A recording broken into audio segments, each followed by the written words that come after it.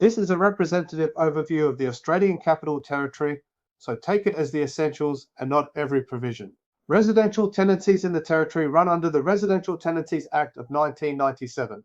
The four mechanics you manage everywhere apply here as well. Bonds are capped by law and must be lodged with the Territory bond body rather than held by the agency. Entry needs a permitted reason and a written notice with the lead time set for that reason. Repairs split into urgent and non-urgent, each running on its own clock. And ending a tenancy follows the grounds and minimum notice periods the Territory sets, so every notice must match the current rule. I am deliberately not quoting the Territory caps notice periods or dollar figures here because those details change and they are the ones people get wrong from memory. Before you take a bond, serve an entry notice or end a tenancy in the Australian Capital Territory, check the current figure against the Act or the Territory Tenancy Regulator. Use the obligation finder to see which of these duties applies to the job in front of you.